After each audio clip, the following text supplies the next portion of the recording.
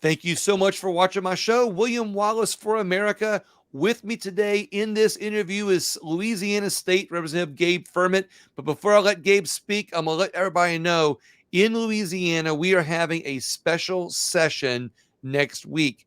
And a lot of people realize that Louisiana is one of the only states in the South that does not have legislation on against gender reassignment. I'm going to let Gabe talk about that in more detail. But that is the reason why many think that we're going into a special session. But I'm going to let Representative Firment answer that question. Representative Firment, thank you so much for being on today. I really appreciate it. Yeah, good to be with you, William. So is that the reason you think that we're going into a special session next week? Is it over 648? Or do you think there's just enough momentum for all the legislation that was vetoed?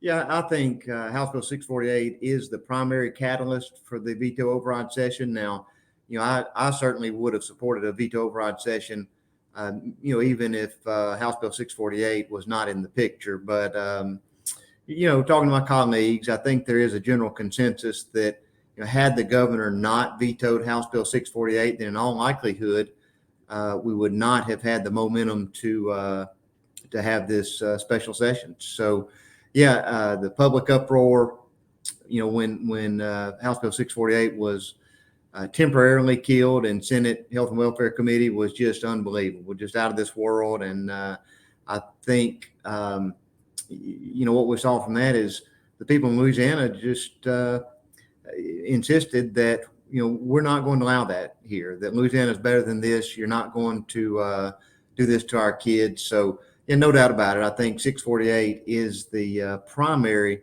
motivation for the veto override session. But look, now we've got a chance to override some of these other bills the governor vetoed. And that'll be up to the legislators on whether they want to vote on theirs or not, correct? Right. So it's my understanding that the author of each vetoed bill, has the option to call that from the calendar and bring it up for a debate and vote. Why do you think it's so important that we vote on 648? What's the importance on this bill that you think? Because and before I let you answer that question, just talking to some legislators, it sounds like many want to have a chance of veto override or have a veto override for 648, but they didn't want to say that they're going back because of 648. But why do you think it's so important that we still vote on 648?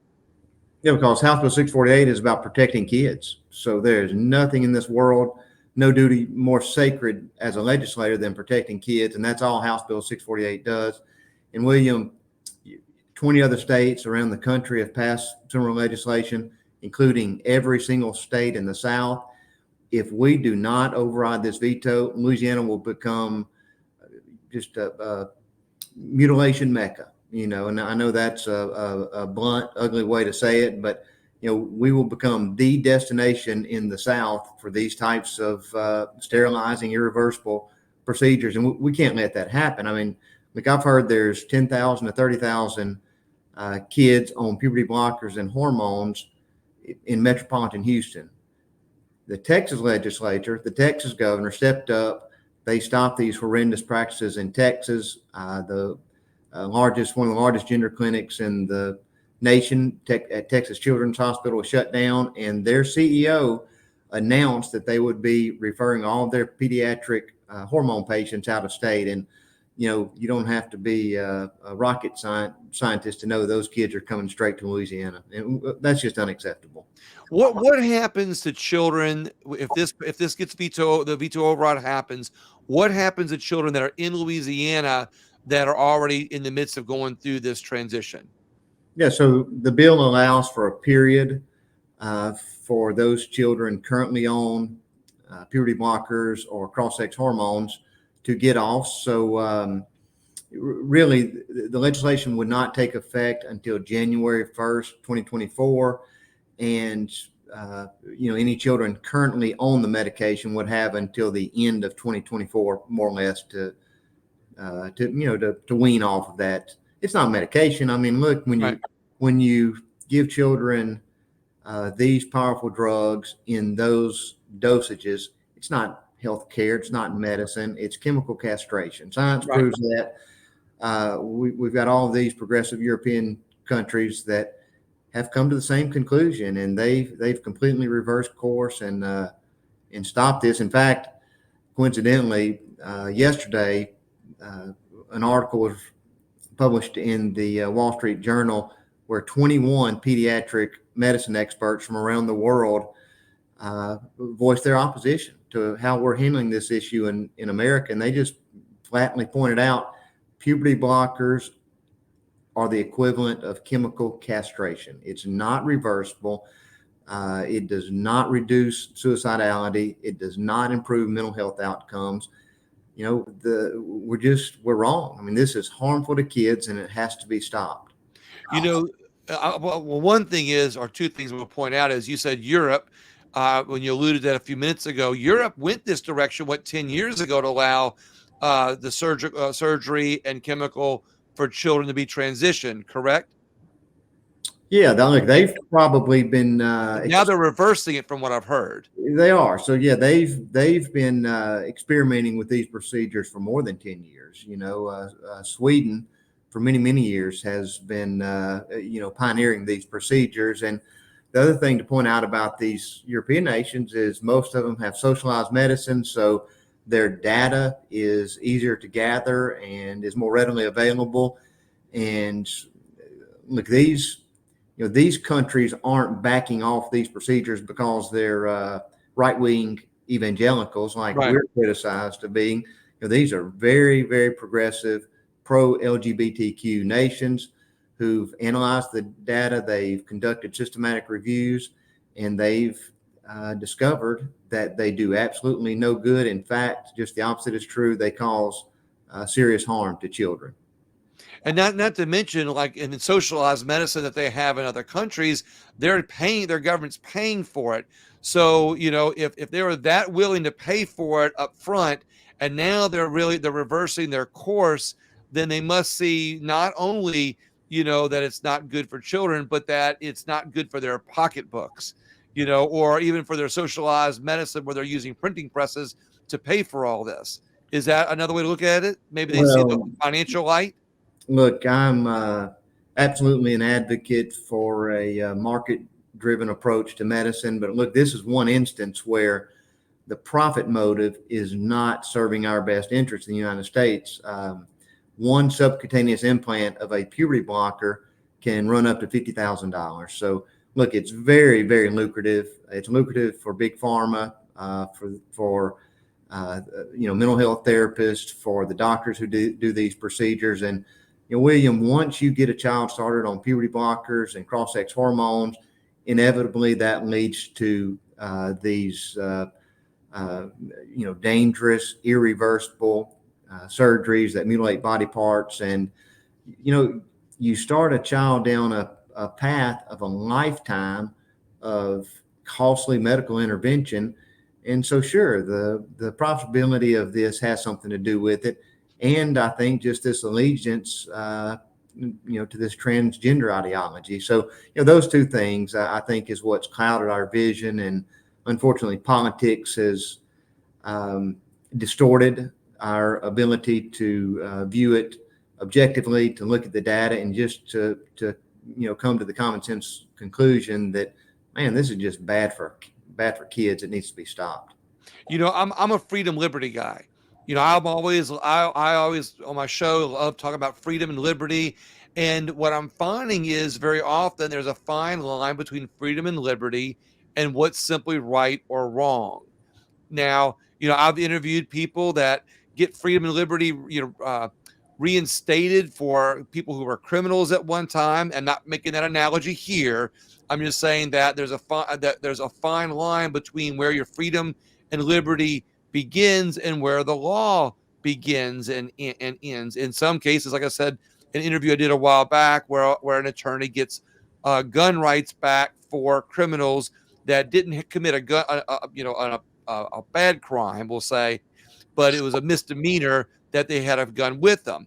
There's a and I can travel that fine line there, but here, is there a fine line, or should that line just be the age of 18, like we do to protect our children from buying cigarettes or alcohol or buying porn or having access to things that strip clubs. I mean, age 18 seems to be that line that protects children from a lot of other things in society. So is that where freedom and liberty either begins and ends, or is that fine line to protect children needed at age 18 in this case?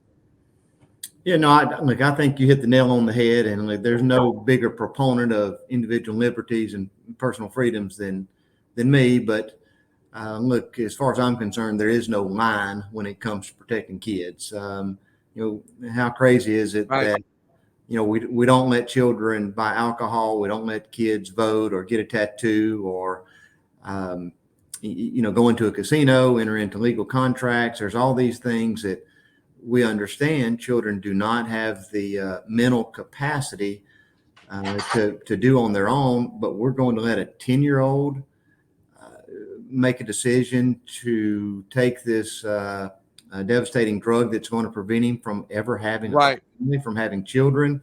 And we're going to let him take a puberty blocker that will prevent the development of sex organs, will impair brain development, bone density. It's just really inconceivable that we ever got to this point to begin with. But yeah, nobody has the right to harm a child, including a doctor, including a parent. Unfortunately, the state has to step in and protect kids from harmful situations at home all the time. And Right.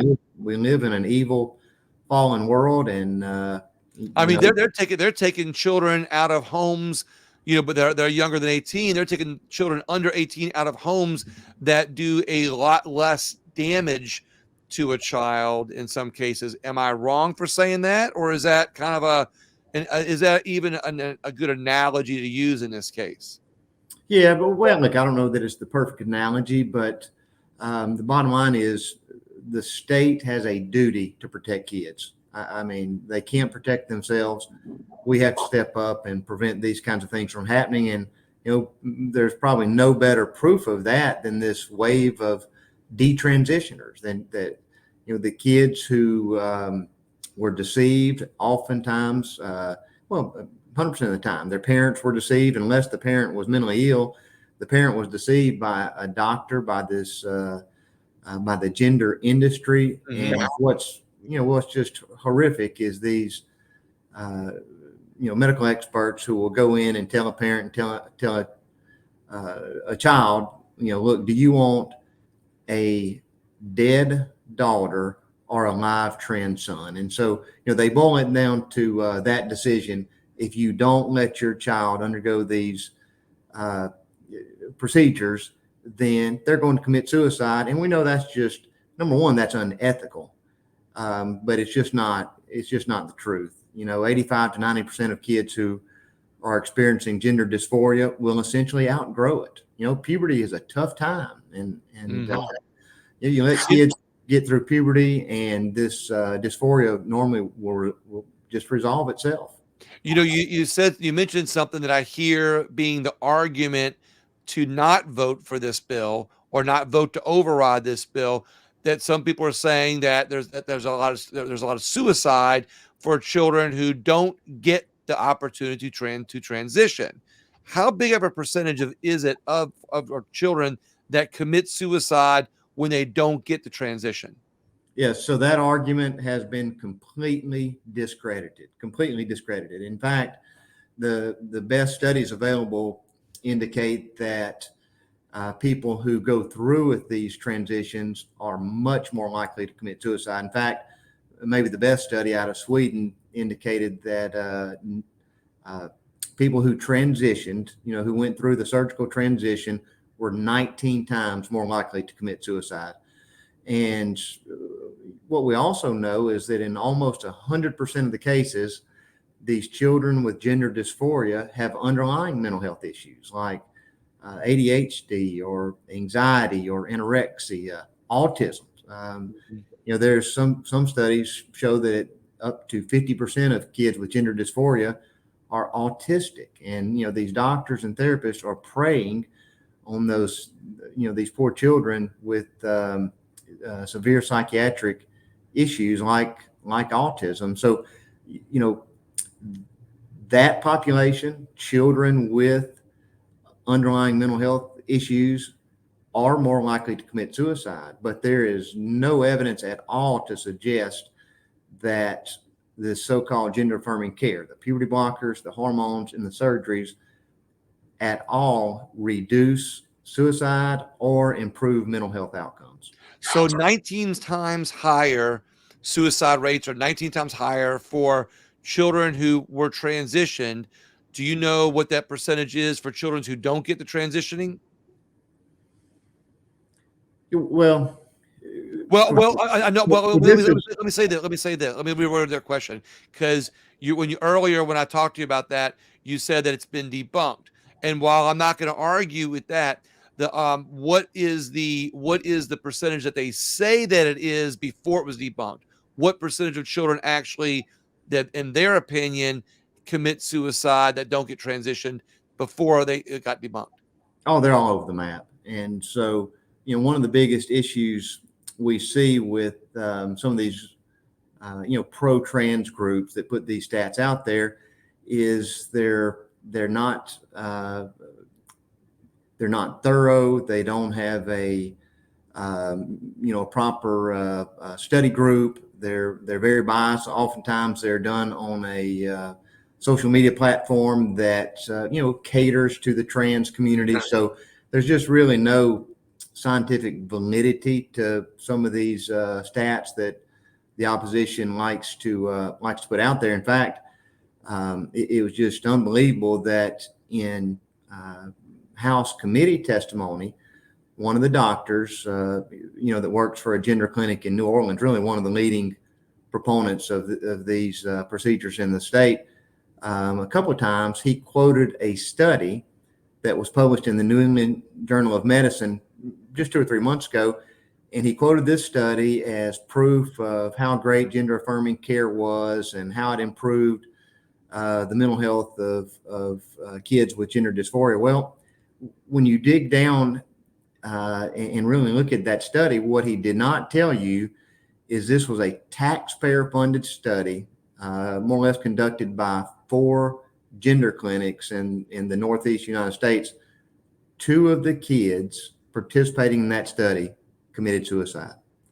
So they're touting this, this study that was put out there by the New England Journal of Medicine as proof that gender affirming care works. They failed to say, in fact, they did not even include in their analysis these 2 kids that committed suicide. So, they portrayed the data as, these 2 kids, they didn't finish the study. We're not going to include them in our analysis. So, how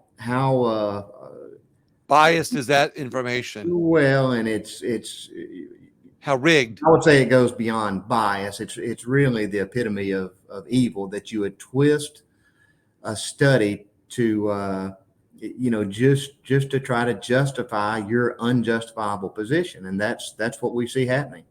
Mm-hmm.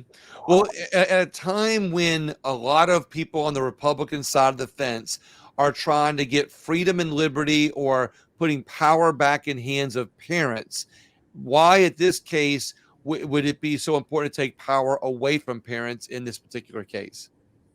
Yeah, I wouldn't look at it as taking anything away. We know that one of our most basic rights is our constitutional right to life, and these procedures essentially remove that. It's the health impacts are so dangerous that it impacts quality of life. It impacts the length of one's life. It impacts the ability to procreate, which is a God-given right that can't be taken away. But we're sterilizing kids in the name of this radical ideology, and that is in no way an infringement of freedom. That is, a crime and child abuse, as far as I'm concerned. I understand what you're saying. I guess, like we said, we have the age of 18 set, that limit set for so many, to protect children on so many different things. That this might be one of those things that they have to do. So another question that came to mind is, Is there something, if this bill gets overridden, which it likely will be, I'm going to ask you in a minute how people can call in, or what they can do, to have their voices heard for the veto override session. But before we talk about that, is in the event that this bill gets overridden, is there something that as a legislator you can do, or any other legislator can do, to help children that might be affected? And I'm just saying, that feel they're affected by not being, or the parents feel they're affected by not being able to transition children. Is there something that group of can be helped with? Is there something that the state can do to help them until they're 18 years old? Is there a way to maybe offer more counseling, more medical support in some way, that a child who's going to be affected by not being able to transition, given this override happens, that they have something in place to be able to help them until they're age 18? I think so, and I think we can start by telling the truth, and that is that there's two sexes. There's male and there's female. A boy cannot become a girl. A girl cannot become a boy. That's right. So one of the most important things we can do is also override the vetoes of Representative Horton's bill and Representative Cruz's bill that would hopefully prevent the indoctrination of children to this dangerous ideology in schools. So, from my perspective, it would be very important that we pass that legislation too. Look, what we know is that gender dysphoria, this is a relatively new phenomenon. This is simply a condition where children are uncomfortable with their biological sex, and we have seen an exponential increase in this in kids struggling with this, and we know that it's driven by peer pressure, it's driven by social media, it's driven by exposure to this ideology in schools. So, look, we've got to protect our kids, and pushing this ideology down their throats. Hey, look, I'm a Christian, William. God doesn't make mistakes. Okay, your little girl is your little girl. Your little boy is your little boy, and to try to affirm that that's not the case is damaging to that child. So damaging, and so yeah, we need to approach this with professional mental health counseling, with watchful waiting. Puberty is a tough time. I mean, it's Right. it's a challenging time for many kids. I've got kids that age myself right now, and there's a lot of emotions, and they're growing like gangbusters. And let kids be kids. Let them grow up and overcome these issues with support, with counseling, and just with time. Just let kids be kids. Let kids grow up. Those years go by fast. So maybe for those young people that are thinking they need to be transitioned, or the parents who think their children need to be transitioned, just the fact of saying, hey, look, we're only talking about a few years before they're old enough to do it themselves. In the meantime, maybe the state or government or insurance companies or the medical society could come in and say, look, we can offer other means of either counseling or medical support until they're 18 years old, and let them make their own decision at that time when they're legal adults. Is that basically what you're saying? And look, so what we need to focus on is the underlying mental health diagnosis. We're not doing There that. you go. We're not doing Yeah. so. I'll give you this analogy. What we're doing now is the equivalent of treating an anorexic child with liposuction. Okay, so we've got a child who thinks they're overweight, who thinks they're obese, they're fat when they're thin as a rail, but we're going to affirm their perception of their body dysphoria. We're going to affirm the perception that they're fat by doing an invasive procedure like liposuction. Now, how crazy is that? That's actually a really interesting way to put it, and I love the analogy, and that's very impactful. What can people do if they want to be a part of the session, having their voices heard? If they want it overridden, or even if they don't want it overridden, what do you suggest people do to have their voices heard.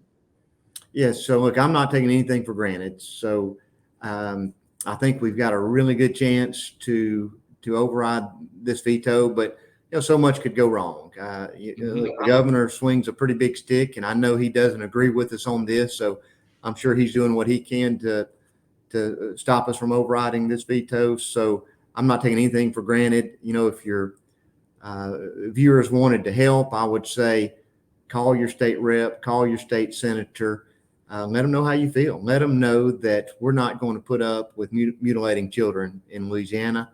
And look, I'm also, a firm believer in the power of prayers. And this is a spiritual battle. It goes way beyond, Mhm. um, what we're often discussing in legislation. So I would say, please pray for us, pray that we're successful, and let's take care of these kids. I agree with you on this. I mean, it's I hear both sides, representative of this, and I've heard the pleas of parents who want to have it, legalized for their children or be able to do that. And I've even heard some of the reasoning for it, and I've heard it on the other side too. But ultimately, as much of a freedom liberty guy as I am, ultimately I have to say having an age limit, just like we have on so many other things, is not unreasonable. In fact, it's very reasonable. And it's almost kind of like, I'm going to make my own analogy as we get near the end here. You know, they just, the session just passed a law this last time where you have to be a read by the age of 3 or third grade to go on to the next level. They put an age limit. If you're not ready, you can't go on. It's almost like saying, here's the age limit. Once you get to that age limit, if it forces, just like the reading bill forces parents, teachers, and the student to work together to be able to read by the end of age of 3. If this override happens and this legislation gets passed to where it's illegal until the age of 18 to transition, I think the positive that can come out of it is that legislators, elected officials, parents, and even the children become more engaged to find other solutions, positive solutions, until they're 18 years old. Would that be a good analogy? Yeah, no, I don't disagree. And look, what we know scientifically is that, especially for males, cognitive development is not complete until their mid 20s. So, hey, 18 should be the very minimum. And in fact, I visited with some detransitioners who were put on puberty blockers or hormones when they were minors. Shortly thereafter, after becoming so-called an adult, at 18, they went straight into the surgical intervention. So, like 18 should be the very, very minimum age where we allow these sorts of procedures because, cognitively, kids just do not have the mental maturity to make these kinds of life-altering, irreversible decisions. Your bill does not take away freedom. Your bill basically protects children until they're 18 years old. Is that the gist of it? Absolutely. Yep. Okay. Representative Firment, I really thank you so much for your time. I could talk to you all day about this, but I know you got to go. And on my platform, sometime next few days, I'm gonna have a mother who's gonna talk about how her child was almost transitioned and some of the information that she found out. So, And look, William, I think I know who you're talking about, and that interview will, if anybody's on the fence about this issue, that interview will change their minds and make us realize what this gender industry is doing is pure evil, and it has to be stopped. all right, So, Representative Firment, thank you so much. I appreciate your time. I'm gonna see you next week. all right, William, thank you. Hey, have a great day. Thanks. Bye bye.